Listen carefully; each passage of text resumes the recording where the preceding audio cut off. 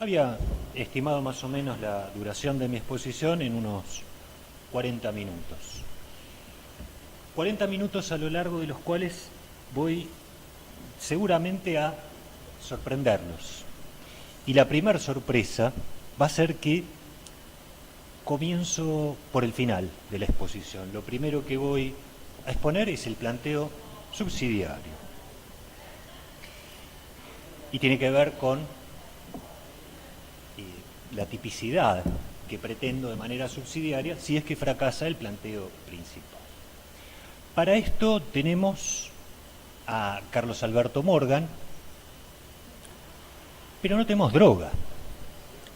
Cuando fuimos a su domicilio en calle Virasoro, no se secuestró un solo gramo de droga.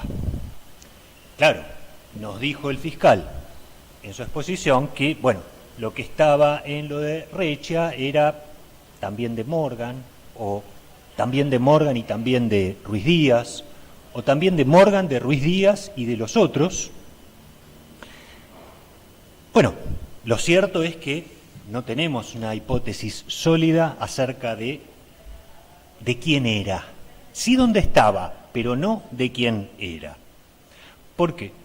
Porque todo esto, para poder afirmarlo y obtener una sentencia condenatoria, hay que demostrarlo más allá de una duda razonable.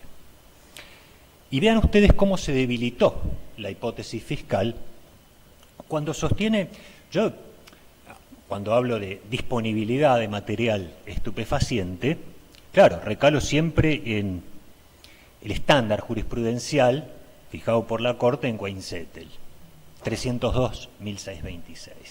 Pero aquí ni siquiera podemos acercarnos a ese estándar porque la propia hipótesis fiscal, a la vez que sostiene que lo hallado en el domicilio de Amenábar, casa de Rechia, era de Morgan, también nos señala que Rechia se abastecía desde otras vías.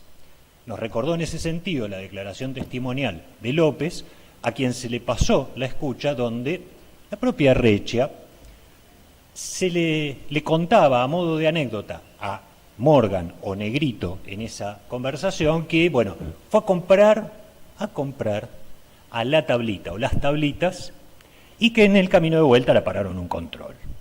De modo que ya en las propias afirmaciones del caso fiscal tenemos una enorme posibilidad de duda. Pero, bueno, no termina acá la cosa. ¿Qué es lo que nos queda indiscutido e indiscutible en términos de prueba? Las llamadas telefónicas reproducidas en debate, aquellas que fueron pasadas en la sala. El contenido de esas llamadas, si prestamos un poco de atención, se refiere a conductas seguibles. Todas ellas podían ser seguidas. Afirmó ya la doctora Lloca la total ausencia de tareas de inteligencia que implicaran fotografías, filmaciones, seguimientos, nada. Nunca fueron seguidas.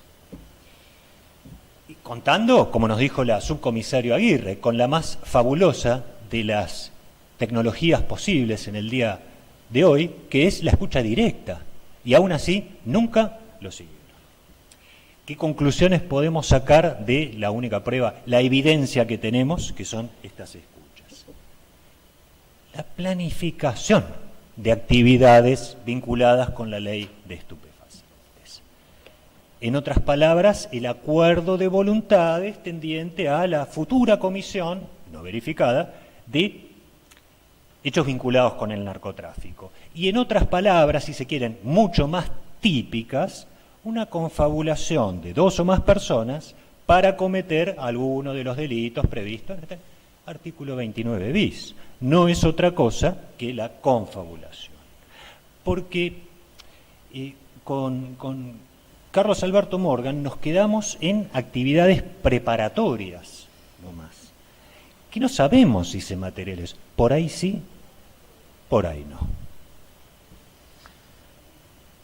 Esta confabulación, y vean ustedes lo que es una prueba un indicio sumamente endeble respecto de una tenencia, cotenencia o cualquiera de los títulos ensayados, sí reviste el carácter de prueba de una confabulación consumada, puesto que el momento consumativo de la confabulación es ya el mero acuerdo de voluntades, de lo cual no tenemos a esta altura ninguna duda.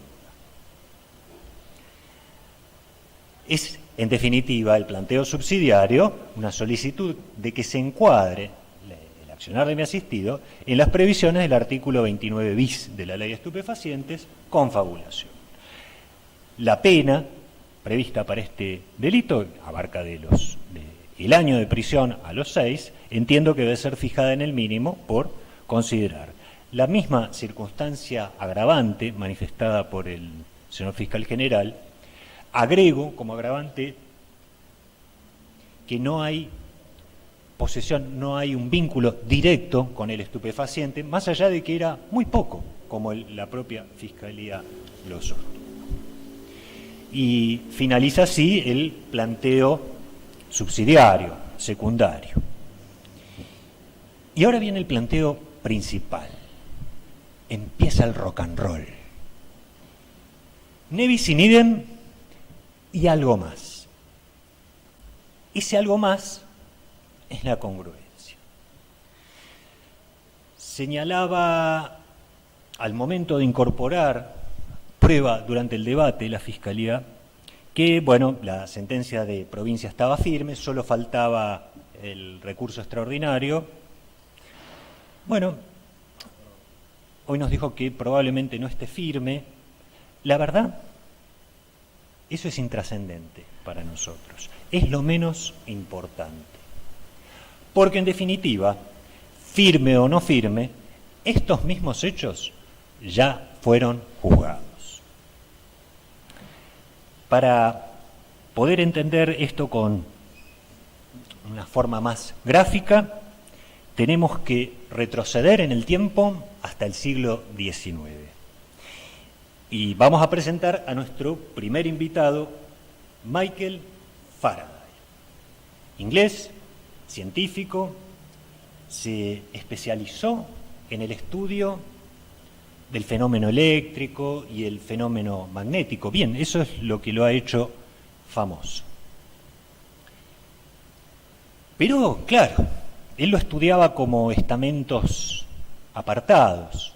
Yo me imagino su despacho, su estudio, su laboratorio, una mesa llena de cables y chispas y otra llena de imanes. Bueno, sus logros científicos fueron enormes, enormes. Pero llegaron a un techo. Hubo que esperar hasta la segunda mitad del mismo siglo, donde aparece nuestro segundo invitado, James Clerk Maxwell. Maxwell se dio cuenta que estos dos fenómenos, electricidad y magnetismo, tenían un montón de características comunes. Esto de que cargas y polos diversos se atraen, en tanto si son del mismo sentido se repelen. En una concepción mecanicista, ¿no? Había un algo que permitía estas interacciones que no se podía explicar de manera mecánica, se daban tanto en el aire, abajo del agua, en el vacío, un algo había, un algo intangible. Bien. Antes de que me vengan a buscar los señores de blanco, vamos a volver a nuestro ámbito, que es el derecho. Estos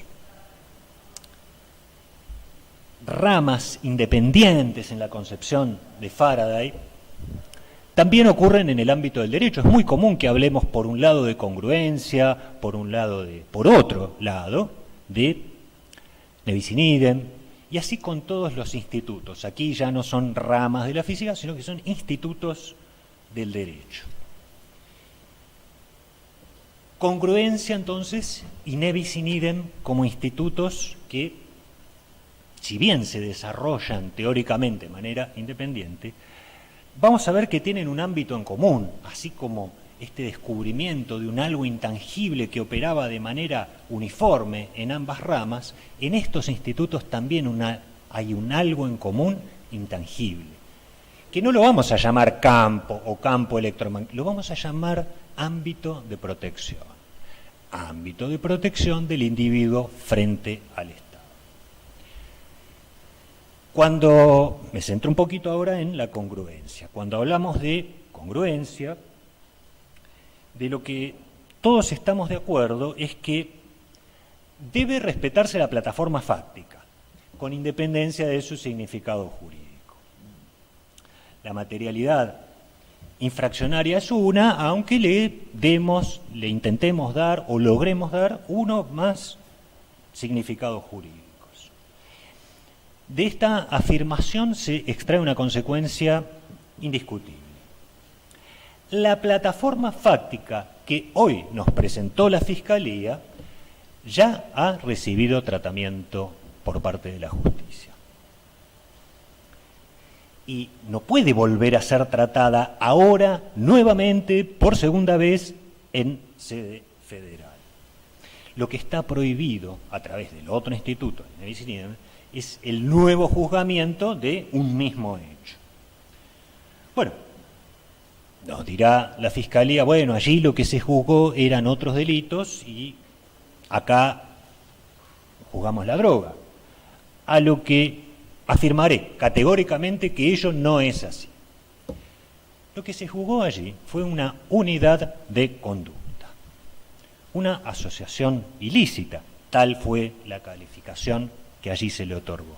Y ahora vamos a ahondar en la descripción, pero vean ustedes qué importante, cómo la conjugación de estos dos institutos también recibe un reflejo en todo lo que congloba la conducta humana.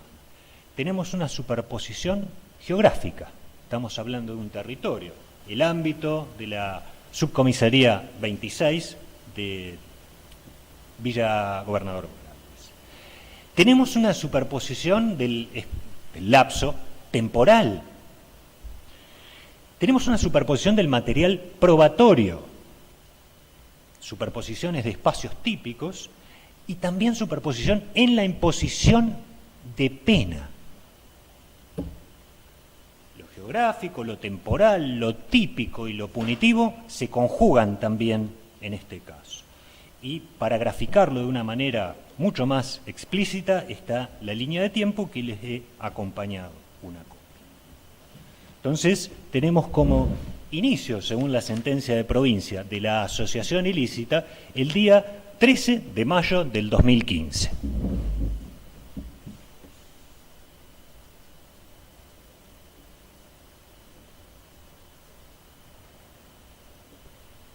Y esa asociación ilícita permaneció en el tiempo hasta el día 22 de octubre del mismo año en que se produjo el allanamiento y detención de Carlos Alberto Morgan. Vemos también en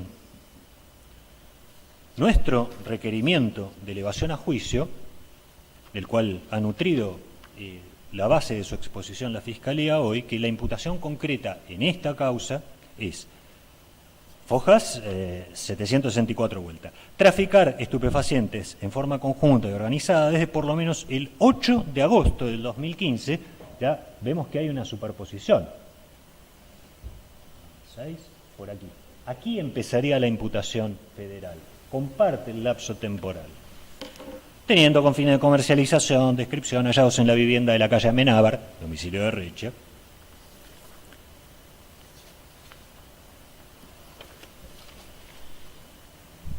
Y vean ustedes qué curioso, a Fojas 766, en el mismo requerimiento, dice, en relación a Carlos Morgan, si bien al momento del allanamiento no se encontraba en la vivienda, ello se vincula con el rol que el mencionado poseía en la empresa criminal,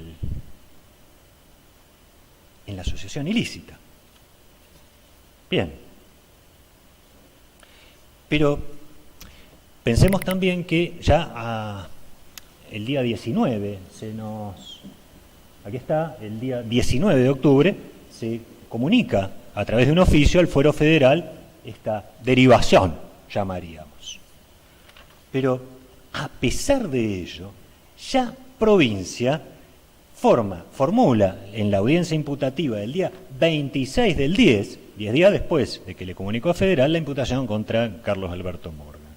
Entre los hechos que le describe es Hechos atribuidos. Se le imputa formar parte de una asociación con permanencia en el tiempo destinada a cometer delitos de manera organizada, haciendo uso de sus conocimientos que tienen función, que ocupa dentro del cargo de Policía de Santa Fe, algunas descripciones, y entre ellas, brindar protección a vendedores de estupefacientes. Continúa esta superposición. Y esto lo vemos con claridad en la sentencia de provincia. No está foliada, así que voy a referirme a las páginas tal como nos fue aportada.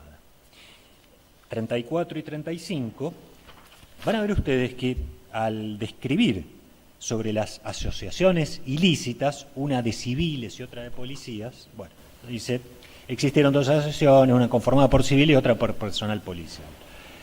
Respecto a la integrada por miembros de la Fuerza de Seguridad, la inscripción, este modo de asociación ilícita institucional generaría el plafón jurídico necesario para el establecimiento de autoría inmediata, dada la fungibilidad de los agentes policiales y los proveedores de ganancias a cambio de cobertura. Cito el caso de Romero, Pérez, Gómez, Chascomús, Páez, Rechia, quienes administraban una suerte de concesiones para habilitar puestos de actividad clandestina, venta de estupefacientes. Esta asociación funcionó desde el 13 de mayo, ya lo tenemos la superposición, tenía por objeto cohechos, extorsiones, inteligencia para personas orientadas a cometer delitos, cooptación de la institución policial, malversación, falsificación y demás delitos. Claro. Vemos también cómo la prueba se superpone, y no puedo dejar de mencionar la declaración de la subcomisario Aguirre, que se replica en las páginas 224 y 225 de la sentencia de provincia. Explicó a su comisario, en función de la intervención del teléfono de Carlos Morgan, de las conversaciones analizadas determinaron que había situaciones raras. Se veían reflejados en los mensajes, pudiéndose sospechar que se trataba de la cobertura de la venta de droga en una zona o de avisar a las personas que sí se dedicaban a la venta. Ejemplo, ese no entiende que los bichos andan rodando. Bien. Explicó en alusión a la línea telefónica 0144, la línea bicha 1 de Morgan, la primera, a revaluar la sospecha de contabilidad que llevaba con Cachete. Esta línea tenía mucha actividad con Mariela Rechia, que era una chica de la zona de jurisdicción de la Sub-26 que se dedicaba a la comercialización de estupefacientes. La suboficial Vanina Gianni declaró en la página 226 de la sentencia de provincia, y volvemos a la página 228, a la declaración de Martín Mondini, que declaró también en nuestra causa. Si nos dice, una profusa comunicación de Morgan con Mariela Rechia, en donde el intercambio de mensajes y llamadas telefónicas se relacionaban con el comercio de estupefacientes, así como también con la cobertura con la que contaban para poder realizar esa actividad sin ser molestados por la policía local. Bueno, le pasan la misma comunicación de Bachi, de Chascomús, la pasamos también aquí en esta causa.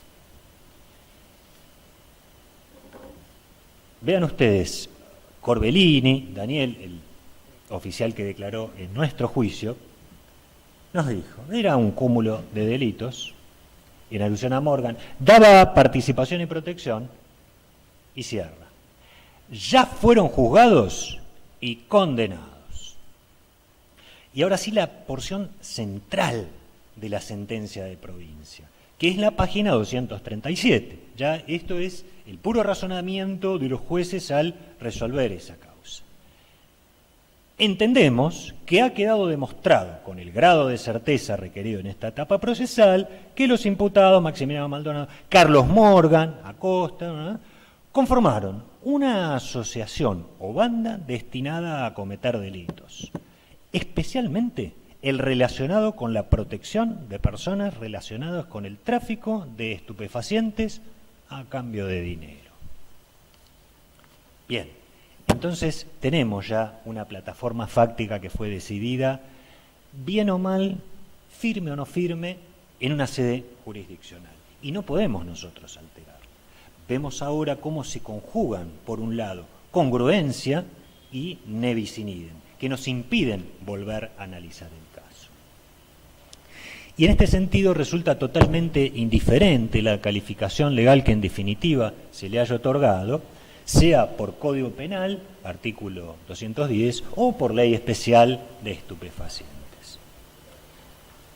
Prueba irrefutable de que esto es así, la podemos tener en una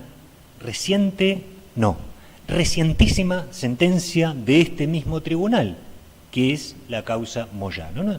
El día de ayer, 3 de junio de este año.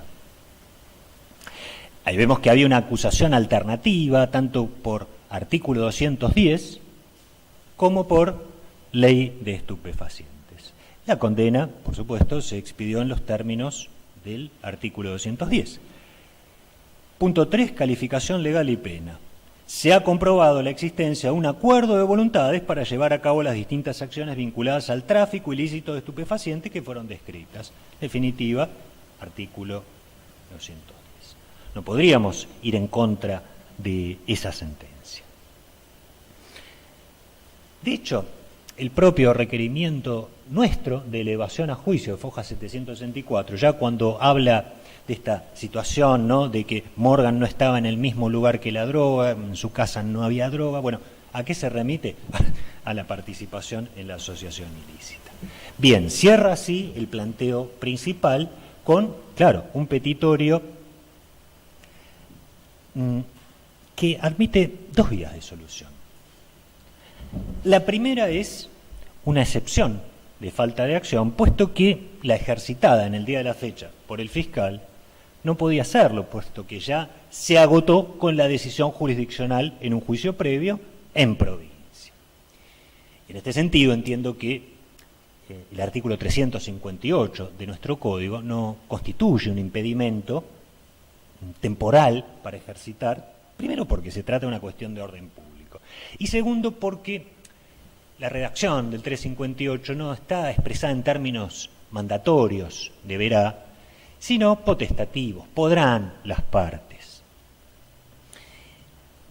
Y ven ustedes qué curioso, en adición a esto, la prueba ha surgido durante la sustanciación del debate, momento en el que emerge la posibilidad de invocarla. La segunda vía de arribar también a un resultado remisorio es la parcial anulación de la acusación fiscal en lo que tiene que ver con Carlos Alberto Morgan, justamente por la prohibición de la doble persecución penal, siendo en un caso el sobreseimiento en la causa o la absolución de la persona en el juicio. De todos estos planteos, por supuesto, las reservas recursivas. Muchas gracias.